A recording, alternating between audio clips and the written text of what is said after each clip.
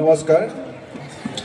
আজিৰ সভাৰ সন্মানীয় সভাপতি ডাঙৰীয়া, মঞ্চত উপবিষ্ট সৰ্বভাৰতীয় নেতা, যুৱ সমাজৰ ছাত্ৰ যিগৰাকী ব্যক্তিৰ বক্তব্যত বিজেপি দলৰ সৰ্বোচ্চ নেতাসকল কঁপি থাকে, সেইগৰাকী ব্যক্তি কানাই কুমাৰক আমাৰ মঞ্চত আদৰণি জনাইছোঁ। মই ইয়াত উপস্থিত থকা আমাৰ CPM, CPIM তথা ৰাইজৰ দল জাতীয় পৰিষদৰ নেতাসকলক, আমাৰ বিৰোধী ঐক্য মঞ্চৰ প্ৰাৰ্থী হিচাপে গিৰীশ বৰুৱাই সৰ্বোচ্চ ৰাইজক, ইয়াত উপস্থিত থকা সকলো ৰাইজক মোৰ প্ৰণাম যাচিছোঁ। আৰু বঙাইগাঁৱত এই নিৰ্বাচনত আমি যদিও বা 6জন ব্যক্তিয়ে অৱতীৰ্ণ হৈছোঁ, কিন্তু মূলতে আমি ভাৰতীয় জাতীয় কংগ্ৰেছ তথা বিৰোধী ঐক্য মঞ্চৰ প্ৰাৰ্থী হিচাপে মই গিৰীশ বৰুৱা আৰু AJP দলৰ প্ৰাৰ্থী দীপ্তিময় চৌধুৰী বাইদেউৰ মাজতে প্ৰতিদ্বন্দ্বিতা হ'ব বুলি মোৰ দৃঢ় বিশ্বাস।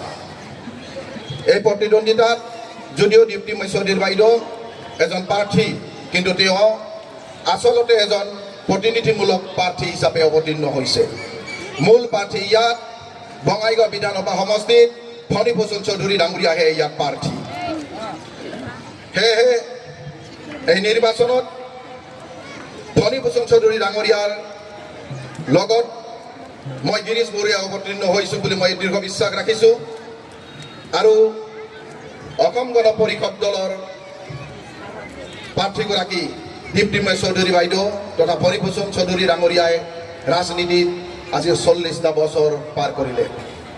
এই 40 বছৰীয়া ৰাজনৈতিক জীৱনত যদি আমি বিশ্লেষণ কৰোঁ, তেতিয়াহ'লে দেখা পাব ফণীভূষণ চৌধুৰী ডাঙৰীয়াই এই স্বগোষ্ঠী ৰাজবংশী জনপ্ৰতিনিধিৰ পৰা প্ৰতিনিধিত্ব কৰি আজি পৰ্যন্ত ৰাজবংশী জনগোষ্ঠীৰ কাৰণে, STৰ কাৰণে তিল মানুহ মাত মতা নাই। সদনত ইয়াৰ বাহিৰত দুয়োটা মঞ্চতে কোনোদিন মাত মতা নাই। তাৰ বিপৰীতে আমি দেখিছোঁ ফণীভূষণ চৌধুৰী ডাঙৰীয়াই কোচ ৰাজবংশী জনসাধাৰণৰ মেৰুদণ্ড স্বৰূপ আক্ৰা চুক ভাগ ভাগ কৰাতহে আমি দেখিবলৈ তেওঁৰ মন পৰাণ দেখা দিয়া গৈছে।